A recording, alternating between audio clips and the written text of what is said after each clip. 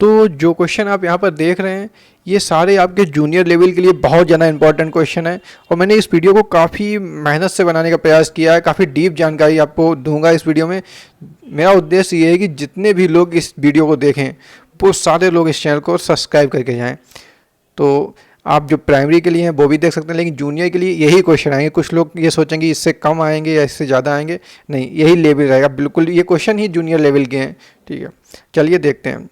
पहला है कैंसिलेशन कौन प्रदर्शित करता है। तो ये 4 ऑप्शन दिए गए हैं, 4 में कैंसिलेशन कौन प्रदर्शित कर रहा है। तब आप ऑप्शन देखोगे ना तो यहाँ पर आपको सिर्फ ये पहला वाला ऑप्शन दिखेगा MgCO3। ठीक है, यही विस्थापित हो रहा है ना।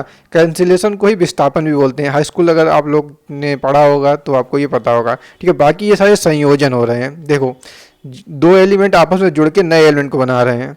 ये देखो यहाँ पर, चलो ऊपर वाले में द्विविस्थापन हो जाएगा, और यहाँ पर देखो यहाँ पर भी संयोजन हो रहा है। लेकिन आप ऊपर देखेंगे तो यहाँ पर MgCO3 यहाँ पर देखिए, यहाँ पर विस्थापन हो रहा है। अब समझते हैं विस्थापन होता क्या है। विस्थापन वह प्रक्रिया होती है जिसमें जो अयस्क होता है उसे खूब गर्म किया जाता है, उसमें जो अशुद्धियाँ होती हैं वाष्पशील, वो तो वाष्पशील मतलब वाष्पित हो जाती हैं, और जो विघटन योग्य होती हैं वो ऑक्सीकरण हो जाती हैं। ठीक है, उनका ऑक्सीकरण हो जाता है, तो इसी को हम बोलते हैं विस्थापन अपक्रिया। कुछ क्वेश्चन है जो आपको नहीं समझ में आएंगे, थोड़ा सा पेशेंस रखो। बायो के भी क्वेश्चन हैं और केमिस्ट्री फिजिक्स सारे आपको मिलेंगे। ठीक, अगला है निम्न में से कौन सी गैस लेड एसिडेट पेपर को काला कर देती है। तो भाई यहाँ पर जो हमारा ऑप्शन होगा वो हो जाएगा हमारा हाइड्रोजन सल्फाइड। अब कुछ लोगों को पता हो गया होगा हाइड्रोजन सल्फाइड मतलब ऑप्शन नंबर C H2S, है ना। ये एक अकार्बनिक रासायनिक यौगिक होता है और ये एक रंगहीन गैस है। बात समझ में आ रही। इसकी गंध की बात करें तो वो सड़े अंडे की तरह होती है, और अगर हम इसे वायु में जलाते हैं तो वो नीले रंग की ज्वाला के साथ में जलती है। कितने चीज़ें क्लियर हो गई। जो हाइड्रोजन सल्फाइड है गैस, वो अगर हम वायु में जलाएंगे तो नीले रंग की ज्वाला के साथ में जलेगी। इसकी गंध कैसी होती है, सड़े हुए अंडे की तरह। ठीक है, और इसका जो फार्मूला होता है वो होता है H2S। ठीक है, अगला कह रहा है निम्न यौगिकों पर विचार कीजिए। तो क्या विचार करना है कि इसमें से कौन से इलेक्ट्रॉन स्नेही हैं। तो इलेक्ट्रॉन स्नेही का मतलब ये होगा जिनके ऊपर प्लस चार्ज पाया जाए, यहाँ पर लेकिन दिखाया नहीं गया है, कोई बात नहीं। तो जिनमें इलेक्ट्रॉनों की कमी होती है, ठीक है, जिनमें इलेक्ट्रॉनों की कमी होती है, ग्रहण करने की प्रवृत्ति होती है, क्षमता होती है, उन्हें हम बोलते हैं इलेक्ट्रॉन स्नेही। अगर हम बात करें इलेक्ट्रॉन स्नेही तत्व की तो उसमें हो जाएगा AlCl3 हो जाता है ऑप्शन में, इसमें है कोई नहीं है तो एक ये हो जाएगा। बहुत से होते हैं, कौन कौन से बताएं आपको। AlCl3 हो जाएगा, BF3 हो जाएगा, IF7 हो जाएगा, CO2 हो जाएगा, PCl5 हो जाएगा। तो मैंने जो जो बोले हैं उसमें इनमें से कौन सा नहीं आया है हमारा, मतलब सारे जो भी हैं हमारे वो इलेक्ट्रॉन स्नेही हैं। तो ऑप्शन नंबर A हमारा सही हो जाएगा। ये कुछ चीज़ें जो आपको याद ही होनी चाहिए। अगला है निम्नलिखित में से कौन सा नाभिक स्नेही योग अभिक्रिया के लिए सबसे अधिक क्रियाशील है। तो भाई सबसे अधिक क्रियाशील की अगर हम सीधे इसका आंसर ही बता देते हैं, ऑप्शन नंबर A हो जाएगा। ठीक है, इसका नाम क्या है, तो इसका नाम है पैरानाइट्रोबेंजीन। ठीक है, ऑप्शन नंबर A। अगला है आवर्त सारणी के एक वर्ग के ऊपर से नीचे की ओर जाने पर क्या होता है। तो भाई बता दें कि आवर्त वर्ग क्या होता है। आवर्त सारणी देखी होगी कुछ इस तरह की बनी हुई है ना। तो जो ये वाले इससे स्तंभ होते हैं, सीधी सीधी लाइनें, इन्हें हम वर्ग बोलते हैं। और इनमें जो तत्व होते हैं उनके गुण एक ही तरह के होते हैं, मतलब सारे जो तत्व होते हैं उनके गुण एक समान होते हैं, जो एक सीधी लाइन में होते हैं। ठीक है, इसे हम बोलते हैं, क्या बोलते हैं, ग्रुप, या हिंदी में बोलेंगे तो हम क्या बोलेंगे, समूह।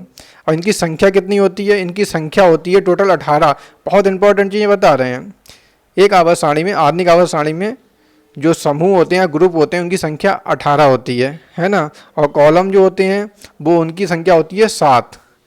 ठीक है, तो अगर हम तब ऊपर से नीचे जाते हैं, क्या कह रहा है, ऊपर से नीचे की ओर जाने पर क्या होता है ना, ये पूछ रहा है। तो भाई विद्युत ऋणात्मकता के मान में कमी आती है। बिल्कुल सही बात है। दूसरा है परमाणु त्रिज्या में वृद्धि होती है, बिल्कुल सही बात है। आयन एंथैल्पी के मान में कमी आती है, ऑप्शन नंबर सी भी सही है। ये कुछ मतलब विश्वास मानो, जो भी हम यहाँ पर चीज़ें पढ़ा रहे हैं ये सारी हाई स्कूल लेवल की हैं और ये सारी जूनियर के लिए हैं। ये जो पेपर है ये जूनियर का ही है, ठीक है। ऑप्शन नंबर ए हो जाएगा सही। तो भाई कोशिश करो कि कोई ऐसे स्टूडेंट मिल जाए जो हाई स्कूल के हों, उन्हें आप अगर पढ़ाएंगे ना तो काफ़ी ज़्यादा फायदा रहेगा। तो ऑप्शन नंबर ऊपर वाले का पता हो गया। अगला है निम्न में से कौन सी विद्युत चुम्बकीय तरंग नहीं है।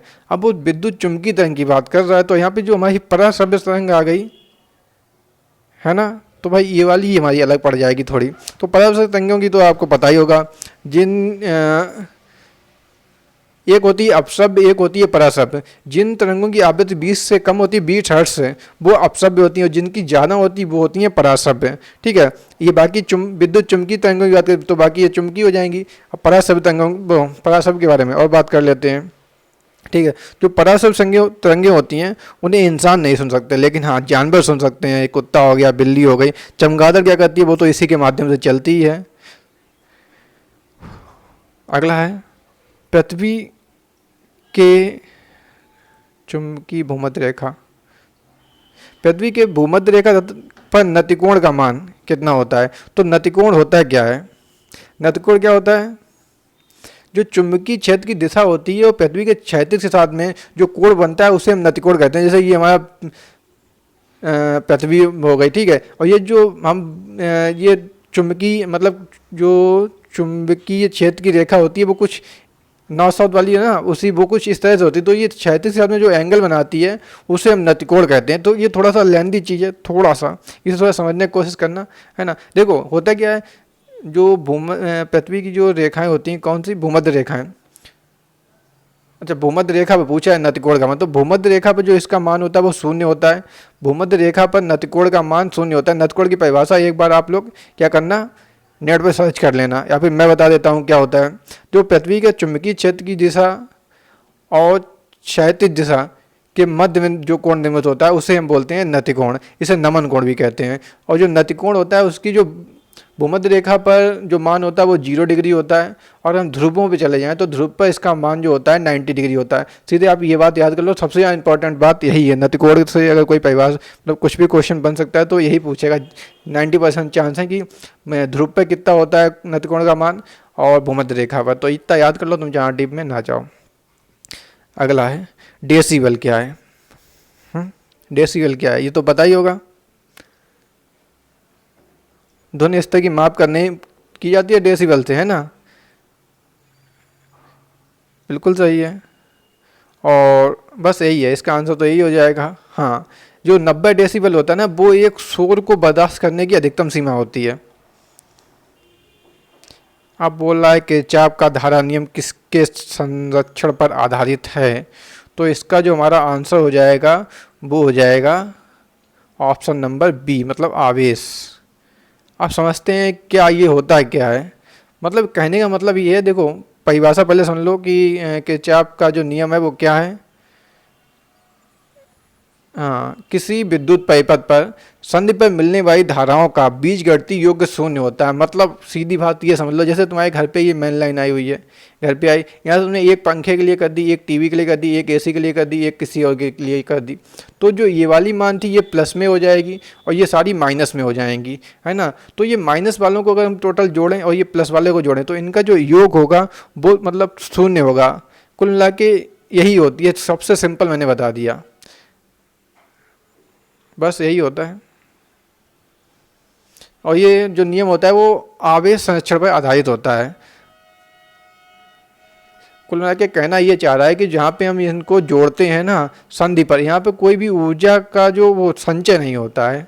बात समझ में आई? जो मैंने ये परिभाषा सुनाई है ना, ये मतलब ये समझाया है, ये तो तुम्हें हाई स्कूल में भी ना कोई समझा पाए सही से, ठीक है भाई। वीडियो अगर सही लगा हो कि यहाँ कुछ मैं दे रहा हूँ तो लाइक ज़रूर कर देना। अगला है अहम द्रव्यमान का एक कण की गतिज ऊर्जा ई है, इसका संवेग क्या होगा। इसका संवेग क्या होगा, इसका तुम सीधे यही समझ लो कि ऑप्शन नंबर ए हो जाएगा, √2mE, है ना। इसमें मैं ज़्यादा नहीं बताऊंगा। अब आया क्वेश्चन बहुत ही बढ़िया। निम्नलिखित में से कौन जलीय ब्रायोफाइट है। तो वही पूछ रहा है जलीय ब्रायोफाइट क्या होता है। तो ब्रायोफाइट के बारे में एक बात समझ लो कि ब्रायोफाइट होता क्या है। दरअसल ये एक पौधों की जगत का ही होता है। जैसे तुमने देखा होगा काई, काई कह सकते हैं, नहीं, हाँ वो क्या होता है, क्या होता है भाई, अरे शैवाल, शैवाल मान लेते हैं, चलो शैवाल मान लेते हैं। तो इसी तरह के एक पौधे, मतलब बहुत छोटे छोटे पौधे से होते हैं, बहुत छोटे छोटे, है ना, इन्हीं को हम बोलते हैं ये ब्रायोफाइटा। दरअसल ये जो पाए कहाँ जाते हैं, ये ज़्यादातर पाए जाते हैं पहाड़ियों की छाया क्षेत्र में, और जहाँ पे नमी उन्हें मिल जाए अच्छी, वहाँ पे पाए जाते हैं। जैसे आप देखते हो बरसात के मौसम में काई सी लग जाती है। एक मिनट, ठीक है, तो ठीक है, तो यहाँ पर जो पूछ रहा है, हाँ बस ये इम्पोर्टेंट बात यही है कि जो ये एक काय की तरह होती है, ठीक। और इसका आंसर जो हमारा हो जाएगा वो हो जाएगा रिक्सिया, ऑप्शन नंबर बी, ठीक है। हाँ क्यों है ये, क्योंकि ये जल में पाया जाता है। कुछ चीज़ें एकदम दिमाग में निकल जाती हैं कि फिर बाद में ऐसा लगता है कि ये भी बता दिया होता है। चलिए, इसलिए इन्हें जलीय बायोटा बोलते हैं। बाकी ये स्थल में पाए जाते हैं और भी जितने भी हैं, ठीक है। निम्न में से कौन सा पूर्ण स्तंभ परजीवी है। पूर्ण स्तंभ परजीवी, परजीवी क्या होते हैं भाई, जो अपना भोजन खुद नहीं बना पाते हैं और दूसरों के ऊपर निर्भर रहते हैं, क्योंकि इनमें जो होता है वो पर्णहरिम का अभाव पाया जाता है। इसलिए क्या करते हैं, ये दूसरे पौधों पर चिपक जाते हैं और उनसे अपना भोजन ग्रहण करते हैं, उन्हें हम परजीवी बोलते हैं। तो वो पूछा है पूर्ण स्तंभ परजीवी, तो वो हमारा अमरवेल हो जाएगा। और वैसे परजीवी कवक, जीवाणु, ये सारे हमारे विषाणु, ये सब हमारे परजीवी में ही आते हैं। लेकिन पूर्ण स्तंभ, देखो तुमने देखा होगा अमरवेल मतलब एक अपना स्टैंडर्ड होता है, कोई ऐसा तो नहीं आंखों देखने में भी दिक्कत हो रही, बहुत छोटा ना, वो पेड़ पर तो अपना पूरा कब्जा ऐसा कर लेता है ना। तो अमरवेल आंसर हो जाएगा। अगला है पौधों में होने वाली घटनाओं को मिलान कीजिए।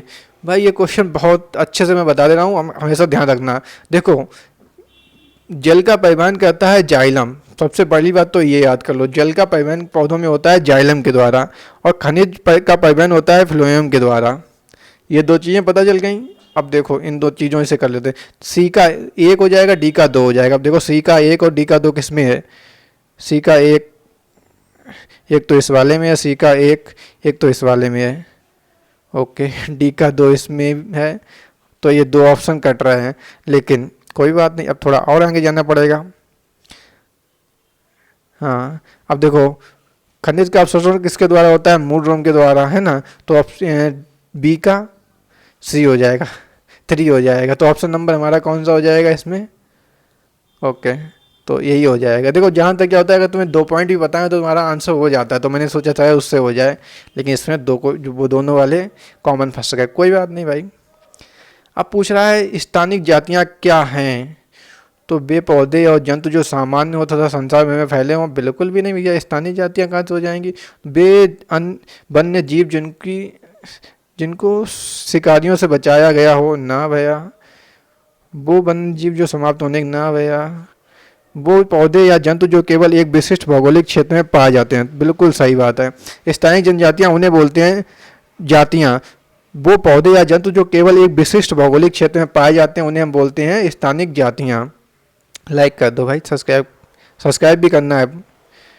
अगला बोल रहा है पौधों में मादा जननांग के भागों का व्यवस्थित क्रम। अब यहाँ पे व्यवस्थित क्रम पूछा है, बाकी तो सभी को पता होगा, लेकिन व्यवस्थित क्रम में थोड़ा सा फंस जाओगे, है ना। तो सबसे पहला बैतिकाग्र आएगा, ठीक है। आगे में कुछ बैतिकाग्र आएगा पहले, बैतिकाग्र आएगा, बैतिकाग्र। एक मिनट सर, कंफ्यूज हो गए सर, सॉरी सर, गलती हो गई।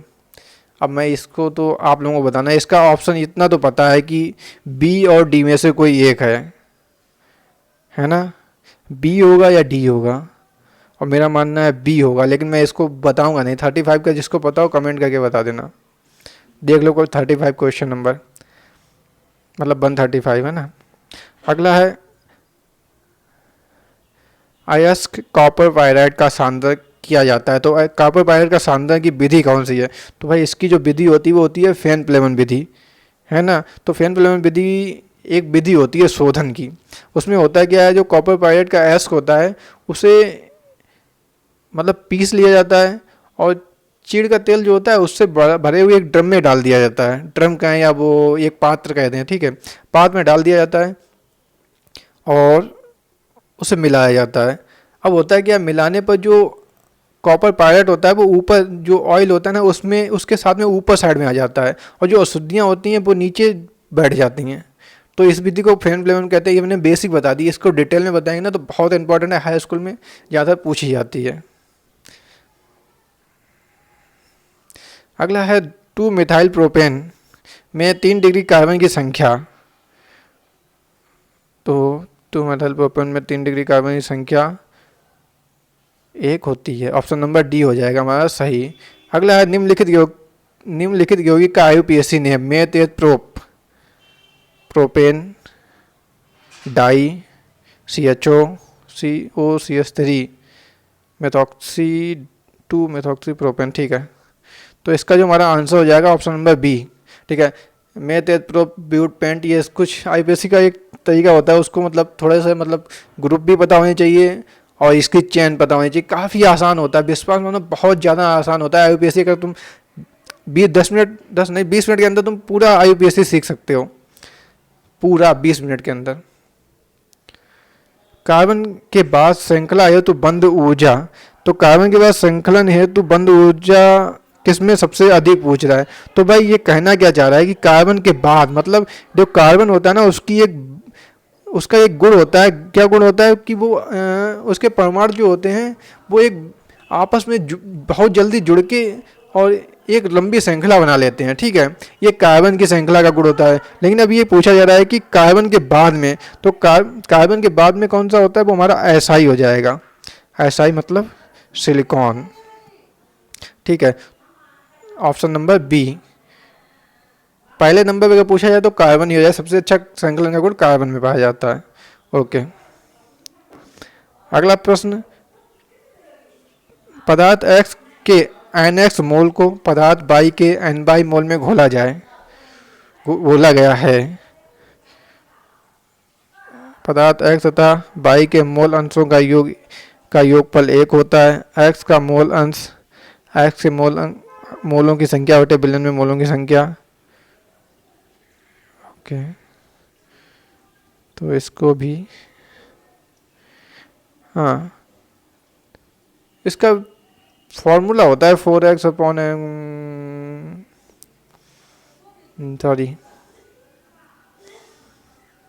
NX upon NX plus pi. इसमें तुम्हें सारे ऑप्शन ठीक लग रहे हैं, ये वाला गलत है। यहाँ पे x और y होने चाहिए, ये चलो ठीक हो जाएगा। x के मोलों की संख्या बराबर x के मोलों की संख्या बटे विलयन में मोलों की संख्या, ये भी ठीक हो जाएगा। मोलों की संख्या का योग हमेशा, ये तो बिल्कुल ठीक है। तो इसका जो ऑप्शन हो जाएगा उसमें डी नहीं आएगा, ठीक है। तो ऑप्शन नंबर ए हमारा सही हो जाएगा, ठीक है। ABC इसमें सही है। अगला है, निम्नलिखित में से कौन सा विटामिन हार्मोन्स की तरह काम करता है? तो भाई हार्मोन्स की तरह सूर्यदेव वाला विटामिन कौन सा होता है? विटामिन डी, है ना। जो विटामिन डी होता है वो हार्मोन्स की तरह काम करता है। अगर इसके हम बात करें रासायनिक नाम की, तो इसका रासायनिक नाम होता है कैल्सीफेरॉल। विटामिन डी का रासायनिक नाम कैल्सीफेरॉल, कैल्सीफेरॉल,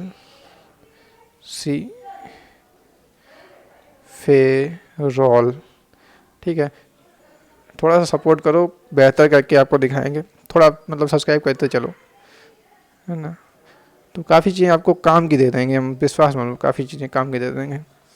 तो विटामिन डी का रासायनिक नाम कैल्सीफेरॉल होता है। और इसकी कमी से अगर हम रोग की बात करें तो कौन सा होता है हमारा रोग? वो होता है सूखा रोग, सूखा रोग ना। और अगर हम बताएं तो ये किस में पाया जाता है? सबको पता है, सूर्य में पाया जाता है ना। तुम लोगों को यही तो पता है कि सूर्य सनलाइट में विटामिन डी पाया जाता है, लेकिन बिल्कुल गलत जानकारी है जिन लोगों को ऐसा लगता है। दरअसल सूर्य के प्रकाश में विटामिन डी नहीं पाया जाता, वो हमारी स्किन पे पड़ती है सूर्य के प्रकाश, तो हमारी स्किन जो है, हमारी त्वचा, वो विटामिन डी का बनाती है, मतलब जो सनलाइट है वो बनाने में सहायक है। ऐसा मत समझना कि विटामिन डी सूर्य के प्रकाश में पाई जाती है ना, वो हमारे बॉडी में बनती है, ये बात ध्यान रखना, ठीक है। और अन्य कौन कौन से सोर्स हो जाएंगे विटामिन डी के, तो विटामिन डी के अन्य सोर्स में जैसे मक्खन हो गया, अंडे हो गए, घी हो गई, मछली का तेल, ये सब विटामिन डी के भी अच्छे सोर्स हैं, ठीक है। तो ये मैं सोचना से विटामिन डी सोर्स से पाया जाता है। अगला है 5 जगत वर्गीकरण विधि के अनुसार बैक्टीरिया और नील हरित शैवाल को सम्मिलित किया गया है। तो वही जो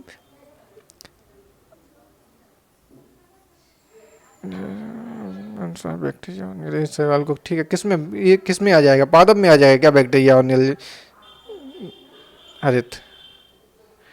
हाँ नहीं, ये जो हमारा आएगा वो आएगा ऑप्शन नंबर बी, मतलब मोनेरा में ऑप्शन नंबर बी हो जाएगा, ठीक है। इसका एक रीजन भी है, वो भी मैं आपको बता दूंगा बाद में। देखो इसमें होता क्या है, क्या होता है, चलो छोड़ो उसको, थोड़ा सा कंफर्म करके बताएंगे। अगला है निम्नलिखित में से कौन सा ऊतक है? तो भाई रक्त एक तरल संयोजी ऊतक है, ऑप्शन नंबर सी हो जाएगा सही हमारा, ठीक है। अगला है अंड जनन की प्रक्रिया में जो हार्मोन्स अधिकतम होता है उसका नाम क्या होता है? तो उसका जो नाम होता है वो होता है ल्यूटिनाइजिंग हार्मोन्स, ल्यूटिनाइजिंग हार्मोन। तो LH इसमें दिया गया, ऑप्शन नंबर ए हो जाएगा, ना कि सी, ऑप्शन नंबर ए, ठीक है। अब जो बता दें ये क्या है, जो अंजनन की प्रक्रिया होती है उसमें हमारा जो LH हार्मोन पाया जाता है ना, और नर में ये होता है जो टेस्टोस्टेरोन होता है, और मादा में कौन सा होता है, ये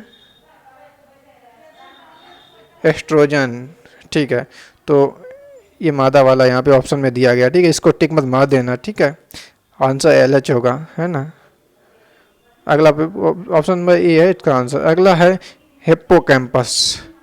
भाई हिप्पोकैम्पस के बारे में आपको बता दें, तुम अगर नेट पर सर्च करोगे तो तुम कंफ्यूज हो सकते हो थोड़ा सा।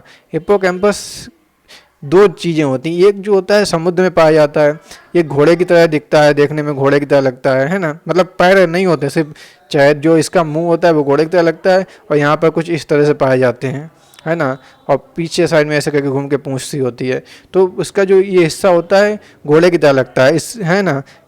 और यही सेम हिप्पोकैम्पस ही हमारे एक ब्रेन में भी पाया जाता है, तो कंफ्यूज मत होता है ना। यहाँ पे हिप्पोकैम्पस की बात हो रही, वो हो रही है मीन, मतलब मछली, एक समुद्री मछली है हिप्पोकैम्पस, ठीक है। नेट पर सर्च कर लेना कुछ, और मैं कंफर्म बातें बता रहा हूँ इसमें। अगला है यदि x1 लंबाई की वस्तु का उत्तल दर्पण से प्रतिबिंब x2 लंबाई का होता है, तो x1 बड़ा होगा, मतलब वस्तु बड़ी होगी या प्रतिबिंब बड़ा होगा। बहुत अच्छा उदाहरण बताते हैं। तो भाई जो बाइक है या कार है, तो उसमें जो साइड मिरर होते हैं, साइड में जो शीशे होते हैं, मतलब कार में तो साइड में शीशे होते हैं, बाइक में तुम्हारे हैंडल पे शीशे होते हैं, उनमें उत्तल दर्पण ही पाया जाता है। कौन सा? उत्तल दर्पण पाया जाता है। अब उत्तल दर्पण क्यों पाया जाता है? क्योंकि वो थोड़ी सी जगह में पीछे की बहुत सी एरिया को, एक मिनट अच्छे से समझाते हैं, ये इतनी जगह होती है और पीछे की लगभग इतनी सारी एरिया को कवर कर लेता है। मतलब रीजन क्या है, वो जो जितनी भी वस्तुएं होती हैं उनका प्रतिबिंब छोटा बनाता है ना। तो यहाँ पर जो प्रतिबिंब की लंबाई वो x2 है, तो x2 टोटी नहीं होगी, छोटी होगी। ज़्यादा देर तक बोलो तो टंग ट्विस्ट होने लगती है ना। तो x1 की लंबाई x1 ज़्यादा बड़ा होगा, तो ऑप्शन नंबर सी हो जाएगा। देखो ये जो निशान होता है, ये होता है जिस तरफ ये मुंह खुला हुआ है वो बड़ा हुआ है, ठीक है, क्योंकि सबको क्या चाहिए? बड़ी चीज़ चाहिए। तो ये भी कुछ लोगों को ग्रेटर देन और लेस देन में अंतर नहीं पता होता है कुछ लोगों को। वैसे एल जो बना होता है ये लेस देन होता है, और दूसरा जो बना होता है वो ग्रेटर देन होता है, ठीक है, ऐसे भी समझ सकते हो। तो ऑप्शन नंबर सी हो जाएगा। हमेशा उत्तल दर्पण के लिए वस्तु की लंबाई प्रतिबिंब से हमेशा बड़ी होगी, ऑप्शन नंबर सी हो जाएगा। अगला है ऊर्जा का एसआई मात्रक क्या है? पूछ रहा है ऊर्जा का एसआई मात्रक क्या है। तो ऊर्जा का जो एसआई मात्रक होता है वो होता है ऑप्शन नंबर क्या होता है? डी? नहीं, एसआई की पूछ रहा है, ठीक है। अगर वो सीजीएस मात्रक पूछता तो तुम्हारा कैलोरी सही हो जाता है। ये भी डाउट मेरे बता है ना, ठीक है। एसआई मात्रक जूल होता है, ऊर्जा का एसआई मात्रक जूल होता है, कैसे भी याद कर लो, एसआई मात्रक जूल होता है, ठीक है। और अगर बात करें सीजीएस मात्रक तो वो कैलोरी होता है। सीजीएस पूछ रहा है तो तुम कैलोरी पे लगा देना, और यहाँ पे उसने एसआई पूछा तो अब तुम्हें ऑप्शन नंबर ए पे लगाना है, ठीक है। तो ये चीज़ें कुछ पता होनी चाहिए, ये तो यार सेम क्वेश्चन पूछेगा, कुछ भी घुमा के पूछ सकता है। अगला है, माध्यम में ध्वनि तरंगों की प्रकृति कैसी होती है? कैसी होती है भाई ध्वनि तरंगों की? भाई भैया, जिसको तुम सुन सकते हो 20 से 20,000 के हर्ट्ज के 20 वाली जो ध्वनि होती है तुम सुन सकते हो, उन्हीं की बात हो रही है यहाँ पर। तो वो हमारी हमेशा कैसी होती है? केवल केवल अनुदैर्ध्य। ऑप्शन नंबर डी हो जाएगा सही, ऑप्शन नंबर डी हो जाएगा हमारा सही। चलिए लाइक करते चलना भाई। एक एंगस्ट्रॉम का मान होता है, तो एंगस्ट्रॉम का मान कितना होता है? 10⁻⁻10। ऑप्शन नंबर ए बिल्कुल गलत। हाँ, ये तब सही होता है जब यहाँ पे माइक्रोन की जगह क्या लिखा होता? मीटर। अगर यहाँ पे मीटर लिखा होता तो तुम्हारा हो जाता, एक एंगस्ट्रॉम में 10⁻10 मीटर होते हैं, लेकिन लिखा सब में क्या है? माइक्रोन। तो यहाँ पर जो हमारा आंसर हो जाएगा वो हो जाएगा 10⁻⁻4 माइक्रोन। एक एंगस्ट्रॉम में 10⁻⁻4 माइक्रोन होते हैं। फिर से समझ लो, एक एंगस्ट्रॉम में 10⁻⁻4 माइक्रोन होते हैं, और एक एंगस्ट्रॉम में 10⁻⁻10 मीटर होते हैं। ये भी क्वेश्चन पूछ सकता है, 10⁻⁻10 मीटर होते हैं। और थोड़ी जानकारी चाहिए, और सुनो, एक माइक्रोन होता है 10⁻⁻6 मीटर के बराबर। ये सारी चीज़ें इंपॉर्टेंट हैं अगर तुम साइंस पढ़ रहे हो, है ना। और फिजिक्स में अगर हो तो फिर तो बात ही अलग है ना। देखो फिर से एक बार समझ लो, एक एंगस्ट्रॉम 10⁻⁻4 माइक्रोन के बराबर होता है, एक एंगस्ट्रॉम 10⁻⁻10 मीटर के बराबर होता है। एक माइक्रोन, अब एक माइक्रोन की बात करें, एक माइक्रोन 10⁻⁻10 मीटर के बराबर होता है। बात सॉरी 10⁻⁻6 मीटर के बराबर होता है। बात समझ में आई? ठीक है। ध्वनि की चाल अधिकतम किस में होती है? तो भाई ये क्वेश्चन हमेशा पूछ लेता है घुमा फिरा के, कहीं पे यहाँ स्टील लिख देगा, कहीं पे लोहा लिख देगा, कहीं इस्पात लिख देगा। तो तुम्हें हमेशा क्या ढूंढना है? ठोस। ठोस क्या होता है बस तुम्हें ये ढूंढना है, बाकी तुम्हें मतलब नहीं स्टील दिया हो, लोहा दिया हो, इस्पात दिया हो ना। देखो यहाँ निर्वात तो ठोस थोड़ी ना होता है, वायु ठोस थोड़ी ना होती है, जल ठोस थोड़ी ना होता है, इस्पात ठोस होता है। तो ऑप्शन नंबर बी हमारा सही हो जाएगा, है ना। अब एक क्वेश्चन और है तुम लोगों से, वो कमेंट करके बता देना, यहाँ तक रुके हो, कि निर्वात में प्रकाश की चाल कितनी होती है? निर्वात में प्रकाश की चाल कितनी होती है? और मेरा तो कहना यही है कि तुम मेरे चैनल को सब्सक्राइब कर लो, है ना। जो सब्सक्राइब कर लो, यही कहना है मेरा। बाकी अगर नहीं कर सकते हो, कोई समस्या आ रही तो वीडियो को लाइक करते चलो, बस इतना तो कर ही सकते हो। मिलते हैं अगले वीडियो में बहुत जल्द। अगर सब्सक्राइब किया तो तुम्हें मिलेंगे, नहीं तो फिर और लोग आ जाएंगे, है ना। चलिए बाय बाय।